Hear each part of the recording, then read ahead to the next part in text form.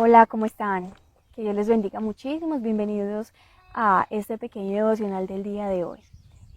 Quiero que empecemos haciendo una pequeña oración para que Dios hable mucho a nuestras vidas en este día. Señor, te doy muchísimas gracias. Gracias por ser tan maravilloso, tan fiel, Señor.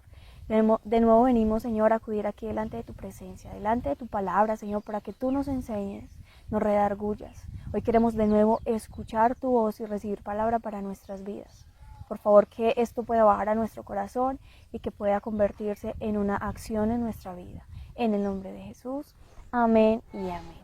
Mis hermanos, en el día de hoy quisiera que compartiéramos algo que, ha tocado mi vida en estos días. Y es que me gustan mucho las historias que cuentan algunos hermanos que vienen en el Evangelio hace años, y me gusta mucho cuando cuentan lo que hacían cuando evangelizaban, cómo era la iglesia antes. Eso realmente me parece algo muy bonito, pero también de alguna manera llega a entristecer en el sentido en que vemos que muchas de esas cosas se han perdido. A mí me encanta cuando estos hermanos cuentan sus historias, y si uno pudiera compararlas con las cosas que están pasando o el evangelio como hoy es en día, yo diría, qué diferente fuera si fuéramos como eran antes. Tantas cosas bonitas que se han perdido, cómo habían tantas sanidades, milagros, tantas cosas bonitas. Incluso lastimosamente en la nueva generación vemos un cristianismo muy cómodo. Vemos que las cosas que antes nos las teníamos como hijos de Dios, como el mundo ya las aplica, entonces también lo hacemos normal para nosotros. Y bueno, es un poco lamentable ver que esto se ha perdido. Sería genial que pudiéramos volver a esa iglesia primitiva, a esa iglesia de antes que hacía tantas cosas hermosas para el Señor.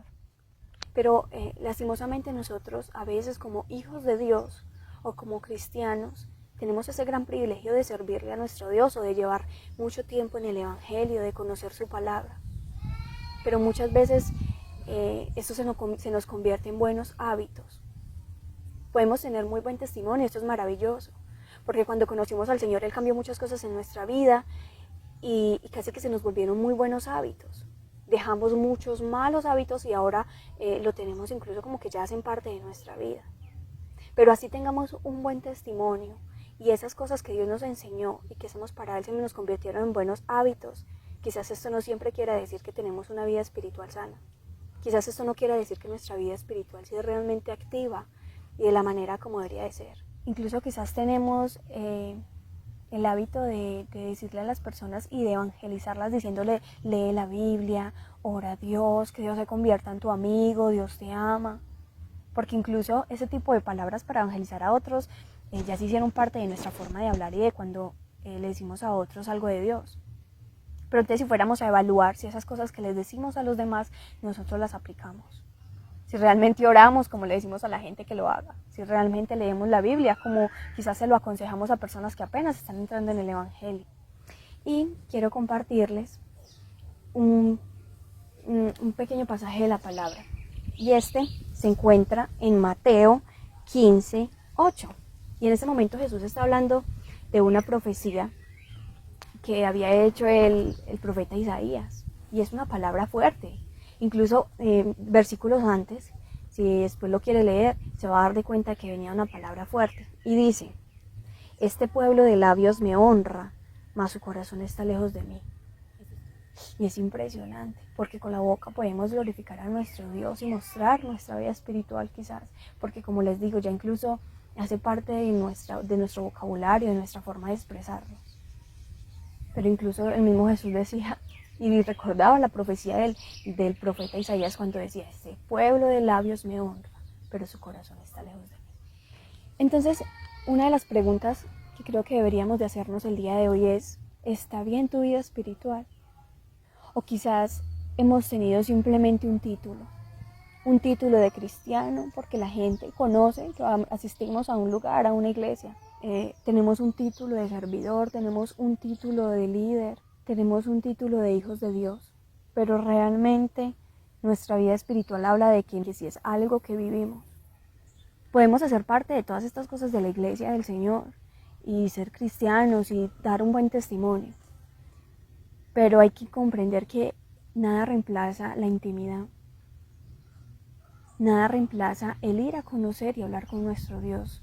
Entonces, ¿a qué nos debe llevar esto? A examinarnos. A que Dios nos hable por medio de su palabra y nos muestre cómo está nuestra vida espiritual realmente. ¿De qué nos sirve en muchas ocasiones que la gente crea que somos espirituales? Que las personas de la iglesia, los hermanos en la fe, incluso la gente que no conoce al Señor, crea que somos espirituales y nos vea. Porque como les digo, nuestra forma quizás de actuar lo muestra de que somos personas espirituales. Pero hermanos, ¿de qué vale esto realmente? Si no es real, ¿de qué sirve que lo crean? Al fin y al cabo, lo que realmente importa es que esa relación sea real con Dios. Así la gente lo vea o lo crea de nosotros. Así sirvas al Señor, así sirvamos al Señor. Así hagamos parte de esta hermosa congregación, de esta hermosa iglesia. Así hagamos parte de ella. De nada sirve aparentarlo. Y no es que muchas veces lo hagamos intencionalmente. No es que queramos ser hipócritas en muchas ocasiones, no. Pero casi que disimuladamente lo estamos haciendo. No hay necesidad de mostrarle a nadie que oramos, no hay necesidad de mostrarle a alguien que somos súper, hiper, mega espirituales. No, ni siquiera que la gente lo crea. Lo más importante es que tu relación con Dios y mi relación con Dios sea algo real. Sea algo que de verdad se vive, que se siente. Y en estos días, ya para darle final a este devocional, Dios estuvo confrontándome en muchas cosas. Casi que aprendía de Él, que me decía, listo, entonces vas a aprender a estar en mi presencia. Aprende a estar aquí en mi presencia.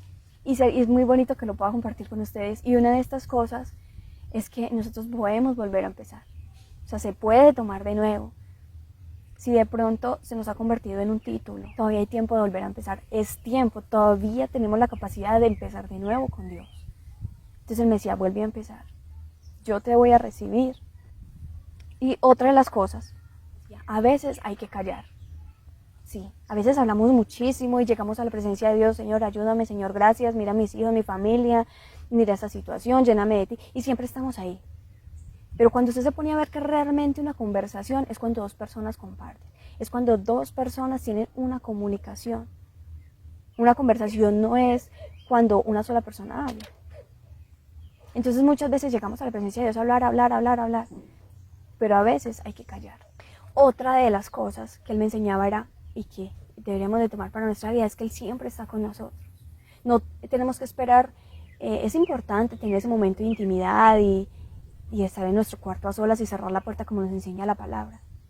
Pero eso no nos tiene que decir que no podemos hacerlo en todo momento. Usted puede orar mientras va en el bus, usted puede orar mientras está en su casa, mientras está haciendo la comida, no sé, sus actividades, porque Él siempre está contigo.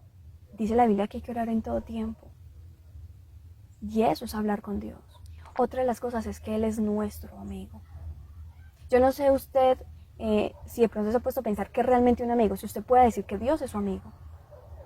Piense qué hacen los amigos, qué comparten los amigos, qué se cuentan los amigos. Y piense si realmente su relación con Dios hace parte de esa amistad. De que usted le cuenta al Señor su día, si usted le cuenta al Señor sus tristezas, sus alegrías. Si usted habla con Él, como cuando habla con ese amigo que usted aprecia y que quiere y que anhela ver. Otra de las cosas es que nosotros vivimos para adorarlo. Tú vives para adorarlo, para reconocer quién es ese Dios que te salvó, de lo que Él es en su esencia. Nosotros hemos nacido, vivido para adorarle con nuestras palabras, con nuestros actos, con nuestra forma de vivir. Pero yo le hago una pregunta, ¿será que usted en su hogar, será que usted en su casa todavía levanta las manos? ¿Será que usted en su hogar todavía canta con ese anhelo y con esa fe ferviente que lo hacía quizás cuando nos congregábamos? Todavía levanta sus manos, cierra sus ojos y se permite sentir la presencia de Dios. Porque no es en dónde, sino que es a quien adoramos. Y por último, ya mis hermanos, para terminar, debemos de ser agradecidos. A veces oramos mucho y pedimos muchísimas cosas a Dios. Pero muchas veces cuando Dios cumple esos anhelos y esos deseos, olvidamos decir gracias. Sea agradecido porque te levantaste, sea agradecido por tu familia, por los milagros que pediste al Señor y que lo hizo, por una bendición económica. Sea agradecido simplemente por tenerlo. Siempre llévate en tu corazón. Tenemos que llevar en nuestro corazón de que somos demasiado afortunados de conocer su verdad. Entonces vamos a hacer una pequeña oración. Señor, te doy gracias. Gracias por lo que nos has hablado en este día.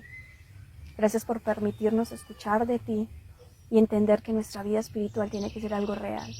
De nada sirve, Señor, que otras personas puedan creer que lo somos. De nada sirve tener un título de cristiano, de servidor, Señor, si esa vida espiritual no es algo real en nuestra vida. Señor, por favor, ayúdanos a que esto haga parte de nuestra vida. En el nombre de Jesús yo te doy gracias, mi Cristo. Amén y amén. Que Dios me les bendiga mucho, mis hermanos.